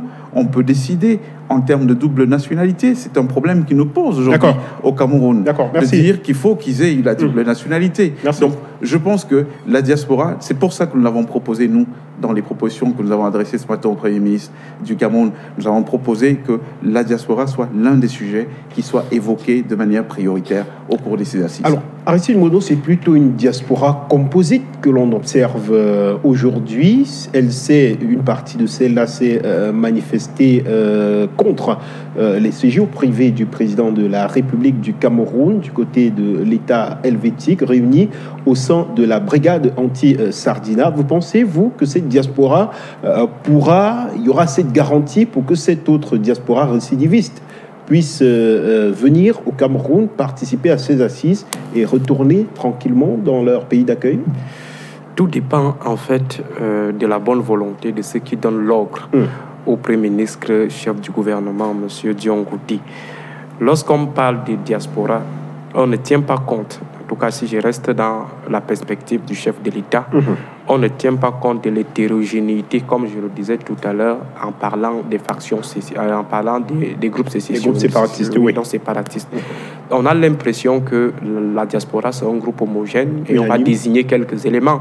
Et pourtant, dans la diaspora, vous avez la base, la brigade anti-Sardina, vous avez la brigade des patriotes de Ahmed Kamer, et il y a également la tendance hyper silencieuse qui estime qu'il faut observer la situation loin des échanges de coups politiques violents. Donc il faut tenir de ces croix tendances de la diaspora. Et j'ai peur qu'à un moment donné, qu'on essaye de fabriquer une certaine diaspora, c'est-à-dire aller récupérer ceux-là qui viendront peut-être cautionner un monologue. Le plus important dans ces échanges, c'est d'avoir plus des acteurs qui ne sont pas d'accord avec le gouvernement, qui ne sont pas d'accord avec l'État. Donc, il faut privilégier ceux-là qui constituent un caillou dans la chaussure de la marche du Cameroun. C'est à partir de là qu'on pourra avoir une solution immédiate et une solution à long terme. Mais méprisant, parce que je tiens toujours compte de la biographie de la démarche du gouvernement, c'est-à-dire ses itinéraires, partant de 1991 jusqu'à aujourd'hui. J'ai peur qu'à un moment donné, la dynamique qui a été impulsée par le président de la République soit court-circuitée par des réseaux qui ont estimé à un moment donné que le président de la République ne devrait pas dialoguer. Et vous savez pourquoi ce réseau fera tout et pour tout pour faire échouer le dialogue? Tout simplement pour avoir raison et dire au chef de l'État qu'on vous avait prévenu. Donc si ces réseaux, c'est-à-dire ceux-là qui ont été contre le dialogue, ils laissent le Premier ministre chef du gouvernement implémenter ce qui est dit de bonne volonté par le président de la République, je suppose. Je pense que nous devons avoir en priorité sur la table de négociation, je l'ai même dit quelque part, la brigade anti-Sardina, parce que c'est l'image du Cameroun qui prend un coup. C'est également les enfants du Cameroun qui prennent un coup, parce qu'il faut rappeler que ceux qui vivent en Europe, je n'ai jamais mis mon pied en Europe, peut-être en Afrique, dans d'autres pays d'Afrique, mais pas en Europe. Je vais vous dire que ceux qui sont en Europe, ceux qui sont aux États-Unis aujourd'hui, ruminent cette envie de revenir au Cameroun. Cependant, il n'y a pas les conditions nécessaires, donc il n'y a pas de garantie pour qu'ils reviennent au pays investir ce qu'ils ont acquis de ce côté-là. Donc cette diaspora, à un moment donné, est plus victime du système que nous-mêmes qui sommes sur le terrain. Parce que j'ai suivi à un moment donné, certains posaient la question de savoir qu'est-ce que la diaspora a gagné à mettre le pays à feu et à sang. Il ne faut pas oublier qu'ils sont des victimes. Imaginez-vous ce peuple citoyen qui vit la discrimination du côté des États-Unis, les discriminations négrophobes et autres. À un moment donné, il a le sentiment d'être rejeté par tout le monde, son pays d'accueil et son pays d'origine. Donc je pense que la diaspora devra jouer un rôle important, indépendamment donc de ces questions purement économiques. Il y a l'avenir du Cameroun qui doit se jouer avec tous ses enfants. Il ne faut pas exclure ceux-là qui sont du côté de l'Hexagone. Alors on va faire sans doute un dernier tour de table. Arnaud Manga, sur l'opportunité, vous réagirez sans doute sur la question de la diaspora, mais j'aimerais vous interpeller sur l'opportunité de cette sortie et même de cette annonce du président de la République. Au lendemain, la presse nationale est montée au créneau pour mettre en rapport la convocation de ce dialogue avec la 74e Assemblée générale de l'Organisation des Nations Unies qui s'est ouverte ce jour à Yaoundé. Ce dialogue viserait, selon certains médias, à contenter tout simplement la communauté internationale plutôt qu'à répondre aux aspirations profondes des populations. Votre commentaire? Oui, vous savez, devant le Conseil constitutionnel, lorsque le président Kamto disait au Conseil constitutionnel, vous n'avez pas la compétence de la compétence, vous avez la compétence de vos compétences, c'est pour dire que il était conscient que, en tant qu'acteur politique, on peut limiter les actions de l'État. C'est-à-dire, lorsqu'on estime que les actions du gouvernement ou du régime en place sont illégitimes. Qu'est-ce qu'on vit dans ces pays? On vit par exemple de l'arbitraire. Il y a beaucoup d'arbitraire dans ces pays. Il y a une clique de personnes qui peut arrêter qui ils veulent, comme ils veulent, vous envoyer en prison. C'est dans cette optique que Georges Gilbert Baroula est par exemple en prison. Paul Chouta est en prison. Maurice Kamto et compagnie ont été arrêtés sous la base d'un mandat de perquisition, comme s'ils sont des objets. Voilà donc l'arbitraire qu'on vit au Cameroun. Vous voyez les avocats, le barreau camerounais qui a décidé de manifester et qui manifeste, qui a décidé de cesser toute activité. Tout ça, c'est pour interpeller l'État central. L'État qui est dans son même logiciel, le logiciel de mépriser toutes les propositions, de mépriser la contestation. Des gens marchent parce qu'ils demandent à ce qu'on modifie le code électoral. On les arrête, on les bastonne dans des instances de gendarmerie au CED et un peu partout. Des gens manifestent parce qu'ils veulent que le prix des denrées alimentaires, du riz, du poisson, de l'huile diminue. Le régime est sourd. Des gens crient en longueur de journée qu'ils n'ont pas d'eau, d'énergie électrique. Et je vous assure, dans cette capitale Yaoundé, c'est terrible. Le régime est sourd. Des gens dénoncent en longueur de journée les abus des magistrats, des préfets, des sous-préfets, des gouvernants qui arrachent des terres. Vous pensez que l'un des recours que la population ou bien le peuple ou bien les organisations ont, c'est les recours, c'est les instances internationales. Et c'est ce qui limite aussi beaucoup toute la situation que nous vivons. Je tiens à rappeler que lorsque l'un des conseils du président élu Maurice Kamto, Maître Dupont-Moretti, avait donné, il avait dit que si Yaoundé est loin, Genève n'est pas loin, pour dire à l'État du Cameroun qui continue dans son arbitraire que, comme à Genève, c'est le tribunal international des droits de l'homme des Nations Unies spécialisé sur les droits de l'homme, comme vous violez abusivement les droits de l'homme, comme vous utilisez les institutions républicaines, l'armée, la police, la justice, pour perpétuer votre volonté, sachez que le Cameroun a ratifié des conventions, des traités et sur le plan international qui font à ce que ces conventions s'imposent à l'État du Cameroun. C'est pour cela que c'est logique de penser que ceux qui sont au pouvoir sont influencés par tout. Et c'est pour la première fois de l'histoire du Cameroun que le Cameroun soit en discussion, en réunion ARIA, au niveau du Conseil de sécurité. C'est pour la première fois de mémoire. Il y avait eu des transactions dans les années 50, 60, au niveau de l'Assemblée générale, mais pas au Conseil de sécurité. C'est pour la première fois. Vous voyez que la pression est immense. D'accord. Et le problème central de toutes ces situations est clair. C'est de réclamer, et c'est la position du MSC, que M. Biya qui est au pouvoir reconnaisse sa défaite. D'accord. C'est vrai que Merci. certains estiment qu'il est pris en otage par un groupe de personnes qui jouissent et abusent du Cameroun, qui l'utilisent pour se maintenir au pouvoir.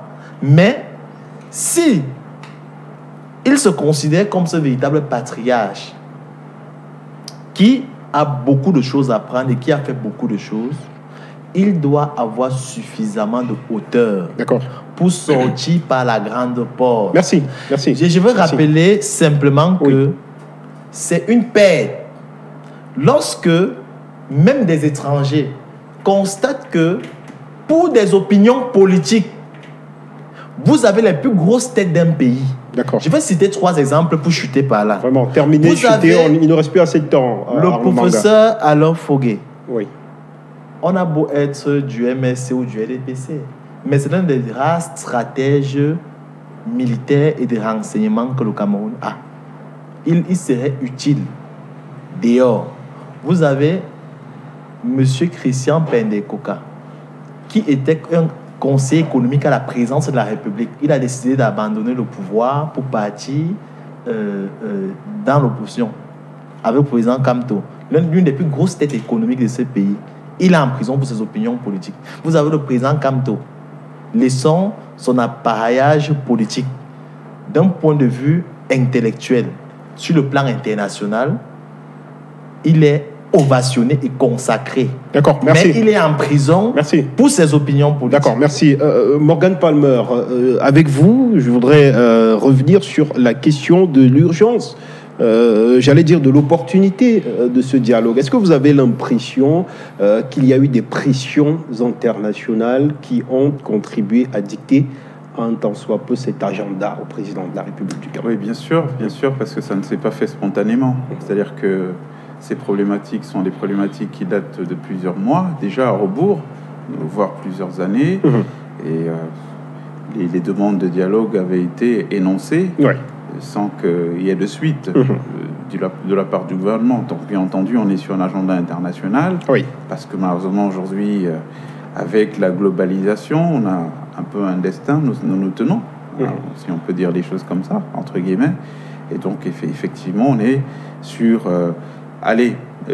comment plaire aux partenaires internationaux qui, bien entendu, voient d'un mauvais œil qu'on est dans un pays qui ne soit pas sur les schémas de pacification.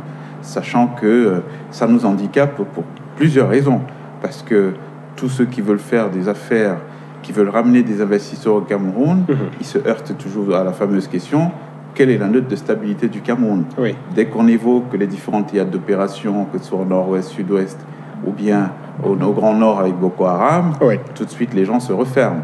Pourtant, je vous parlais tout à l'heure des chiffres de notre chômage qu'il faut mettre en résonance avec les emplois en face, si on veut le résorber. Donc ça passe par de l'industrialisation. L'industrialisation, il faut un volume de flux financiers important que nous n'avons pas localement. Donc on est obligé de séduire des gens sur les plateformes financières internationales. Ces gens-là, ils sont préoccupés de savoir leur retour sur investissement, comment ils vont rentabiliser leur affaire dans un pays qui est en guerre. Donc à un moment donné, c'est des choses qui peuvent peser dans la décision politique. Mais moi, j'aurais attendu quand même du président de la République, qui est un patriarche. Nous, on est des Bantous d'abord, donc nous ne sommes pas du même bord politique. Nous œuvrons même pour que cette majorité parte, parce que nous considérons qu'elle a fait beaucoup de mal au Cameroun ces 37 dernières années. Elle nous a mis dans un état aujourd'hui de désolation. Elle nous a mis dans un état, a fait du Cameroun un territoire pavé de stigmates et d'horreurs. Donc il faut qu'on aille vers d'autres schémas. Mais qu'on aille vers d'autres schémas étant pacifiés, même s'il y a de fortes raisons aujourd'hui que les gens soient dans des guéguerres, les envies de prendre leur revanche. On pense qu'on ne s'en sortira pas de cette façon. Donc effectivement, ce débat, il est surtout commandé aussi par nos partenaires internationaux. Et c'est une bonne chose que ces gens soient là, parce que vous imaginez que leur spectre ne plane pas sur les décisions comme celle-là, rien ne se ferait. On en serait avec la morgue, parce que c'est des gens qui ont beaucoup d'arrogance. Hein. Il faut voir comment ça se passe. La preuve, vous avez vu leur choix. À peine on a dit, il faut un dialogue national, on nous ramène qui? Les mêmes qui n'ont rien proposé au Cameroun ces 30 dernières années. Hein? Parce que nous, on les met tous dans le même bateau. Voilà, on les met tous dans le même bateau. Et c'est parce qu'on avait une opposition faible. Issa Chiruma qui a affirmé qu'il n'y avait pas de crise anglophone. Permettez, terminez. D'accord. Donc les mêmes qui sont là depuis 30 ans, qui nous ont servi quoi? La politique du poulet. Oui. On va à table, on va profiter des petits fours et on s'en fout de penser en termes de prospective, de penser à l'avenir de nos enfants. Oui. Au contraire, qu'est-ce qu'on leur donne? On leur laisse un héritage de dettes qu'il faudra payer. Parce que nous avons accumulé une dette toxique ces dernières décennies au Cameroun. On a pris de l'argent, soi-disant, pour réaliser des édifices, des ouvrages qui devraient être rentables et donc rembourser la dette. Et cet argent est passé où? Il allait nourrir les arrière-cours de dignitaires qui sont au pouvoir aujourd'hui, en voiture et machin. Et donc, nous avons une jeunesse aujourd'hui, non seulement à qui nous ne proposons aucun avenir, mais qu'en plus, on est en train de compromettre sur des générations et des générations. Merci. Parce qu'il va bien falloir rembourser cet argent que nous allons prendre sur les marchés financiers internationaux. Aristide Mono, dernière question pour terminer avec vous. Comment éviter de tomber dans le piège de la tripartite de 1991? Là, nous sommes sur l'élan des perspectives. Je pense que le premier élément qui est déterminant, et j'insiste là-dessus, c'est la bonne volonté du président de la République, qui est le pilote en chef de cette initiative. Monsieur Dion Ngouté n'est que le sous-traitant. Il agit tout simplement au nom du président de la République. Donc, c'est la première démarche. La deuxième démarche, c'est tout simplement revoir l'agenda, parce que le président a donné des orientations qui... Je voudrais souhaiter que c'est le président de la République qui préside lui-même cette... Pas automatiquement. J'ai dit au niveau du médiateur. Il faut tout simplement qu'il y ait une bonne volonté du président de la République, parce que le président de la République qui va contrôler M. Dion Ngouté, il n'est que le sous-traitant. Deuxième élément, il faut qu'on module un peu l'agenda qui a été défini par le chef de l'État en fonction des propositions des forces dissidentes ou des forces alternatives. Parce qu'on a eu l'impression que tout a été clôturé, parce que lorsque le président parle de la régionalisation et autres, ça veut dire qu'il a déjà exclu un bon nombre de thématiques dans ce dialogue. Ça, c'est le deuxième élément. Troisième élément, c'est le casting des acteurs qui devront être invités. Je pense qu'on est revenu de long en large sur la fabrication d'un bon nombre de têtes qui pourront être proposées en lieu et place des véritables têtes légitimes ou qui bénéficient des capacités intellectuelles. Maintenant, quatrième élément, ça sera tout simplement la tenue même, la tenue du dialogue. Parce qu'on peut inviter toutes ces têtes, mais on les phagocyte dans la prise de parole. Il faudra permettre à tous les éléments de pouvoir s'exprimer, même s'il s'agit de la sécession, que les gens s'expriment et en fin de compte, c'est le peuple qui va décider. Cinquième chose, je pense que les acteurs des forces alternatives, Arnaud Manga, Morgan Palmer, devront être un peu plus vigilants sur cette question. C'est comme si le dialogue ne sera pas délibératif. C'est-à-dire le Premier ministre prendra tout simplement des propositions et c'est le président de la République qui choisira l'instance qui va valider les données. Maintenant, à supposer que le président de la République est de bonne foi, il va falloir maintenant implémenter. Parce qu'on peut rentrer...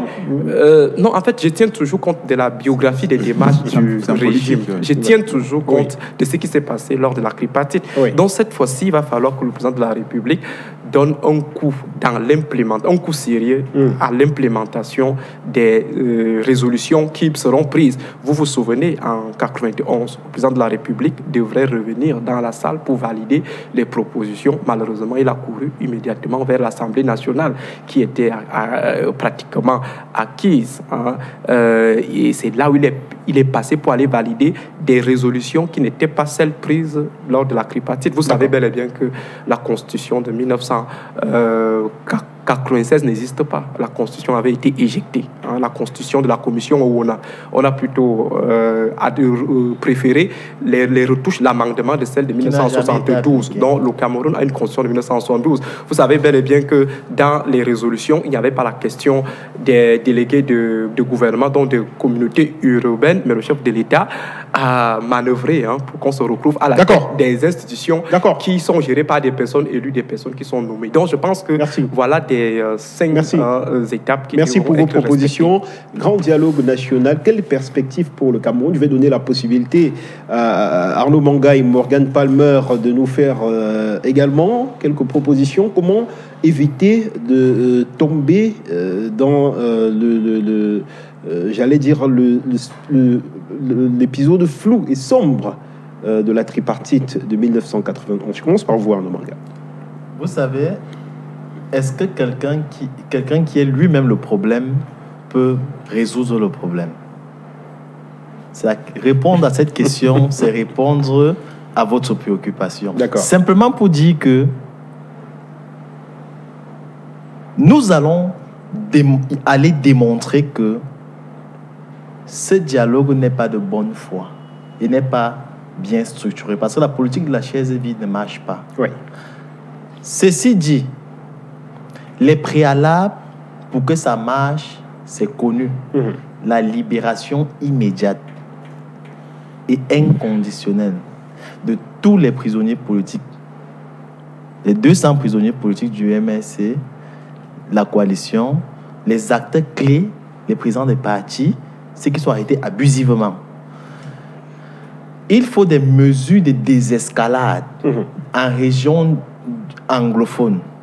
Il faut consulter tous les acteurs légitimes, ça a été dit. Ensuite, il faut que le dialogue soit public. Parce que on peut avoir un dialogue dans une chambre ou bien dans une salle mystifiée.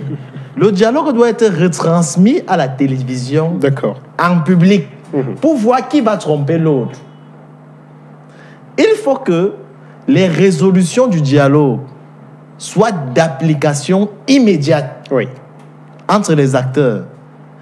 Il faut laisser à la possibilité que une personnalité qui ne soit pas dans le giron de l'exécutif, c'est-à-dire une personnalité internationale, puisse conduire. Parce que le fait que le Premier ministre organise le dialogue, ce n'est pas forcément dit que c'est lui qui doit être le médiateur. Voilà. Il faut l'assistance des instances internationales. Donc, il faut la certification internationale. Donc, c'est tout cela qui va faire à ce que les conditions du dialogue soient propices. Maintenant, il faut qu'on s'attaque sur des questions centrales telles que le code électoral doit être modifié. Il faut revoir certains faits et phénomènes historiques qui sont passés dans ces pays. Il faut résoudre urgemment la crise anglophone. Il faut réformer l'État, réformer les politiques nationales de beaucoup de domaines. Merci Arnaud Manga. Il ne nous reste plus malheureusement assez de temps. On laisse la possibilité à Morgan Palmer de terminer sur cette question. On sera parti juste après. Oui, mais moi je pense que je ne suis pas trop pour l'idée qu'il faille qu'on se fasse forcément assister par nos amis, bien que ce soit nos partenaires internationaux. Non, je pense qu'on a une vieille tradition de palabre en Afrique, la palabre africaine. Il nous reste encore quelques-unes d'autorités morales, traditionnelles, qui pourraient être mises à contribution pour le faire. Maintenant, ce que je partage avec Arnaud, c'est le fait qu'on soit quand même sur un débat qui soit public, parce qu'il aura quand même une valeur pédagogique. C'est pour ça que j'insistais tout à l'heure sur le fait qu'il soit porté par des gens qui ont une capacité de développer de la prospective et qui soient axés sur des thèmes d'avenir. Nous, on a dit 21 jours, ce n'était pas de la pure fantaisie. On a dit 21 jours parce que nous pensons qu'il faut 7 jours pour faire un audit de la situation. Il faut 7 jours pour trouver des solutions. Et puis, il faut 7 jours pour arrêter des préconisations qui, à notre sens, auront valeur de loi. C'est-à-dire qu'ont vocation à être entérinées tout de suite pour leur donner une force de loi. Sinon, on aura perdu du temps, on aura perdu de l'argent, parce que tout ça a un coût. Et aujourd'hui, nous, avec la situation de nos comptes publics, la situation est plutôt très exsangue. Donc voilà, nous, c'est comme ça que nous voyons les choses. C'est pour ça que nous avons mis pour préalable à ce que ce soit un débat utile pour notre société, la question de la femme. Oui. Quelle est la place qu'on leur donne dans le Cameroun de demain, celui qui est en train de se construire. Vous savez, on a eu 253 000 réussites au bac cette année, plus de 60% de femmes. Et on ne peut pas avoir plus de 60% de femmes dans des réussites aux examens et avoir notre leadership qui n'est pas du tout incarné par cette réalité. Très peu de femmes sont en train de décider aujourd'hui. Pourtant, nous avons failli dans la mission de leadership qu'on nous a donnée ces 40 dernières années. Donc, il faut peut-être qu'on essaye autre chose, qu'on soit sur des schémas plus rationnels, plus justes. On a parlé de la question de la sécurité sociale parce que pour nous, elle est la question transversale qui est responsable de beaucoup de maux que notre société a aujourd'hui. Nous avons parlé de la question de la diaspora, je vous ai donné des arguments tout à l'heure. Oui. Nous avons parlé de la question de la répartition de la richesse. Je vous parlais de péréquation tout à l'heure. Est-ce qu'on va continuer à avoir une petite minorité de gens qui s'accaparent de tout, pendant qu'on a une masse qui vit sans le minimum vital? Oui. Ça, c'est des choses qu'on doit mettre sur la table. S'il n'y a pas assez de justice sociale, on ne peut pas envisager un Cameroun qui se développe. Donc, on a évoqué toutes ces questions, nous, comme préalable aux discussions qui doivent être mises sur la table. Et si on a réglé ces questions, je vous le jure, vous n'aurez plus de questions de nord, sud-ouest et machin. Parce que tout ça tourne autour du modèle que nous avons défini. Formation, emploi, formation, éducation, formation, emploi. Si on a des gens qui travaillent, ils n'ont pas le temps de chercher à savoir qui est président, qui fait quoi, qui fait... D'accord, merci. Voilà. Merci à vous, Morgan Palma. Merci à vous également, très chers téléspectateurs, de nous avoir regardé pendant 90 minutes de débat. C'était pour vous Chantier politique. Je vous donne rendez-vous mardi prochain lorsqu'il sera à 21h. Mais avant de s'en aller, j'aimerais dire un merci particulier à toute notre équipe technique qui nous a accompagnés pour la production et la réalisation de cette émission. Je dis un merci particulier à Djanir Bellani, à William Kamga et au très cher Christian Tamo qui était donc à la réalisation de cette autre sortie de votre débat, de votre émission hebdomadaire de débat. On se retrouve mardi prochain avec la H-Attitude. Bonsoir.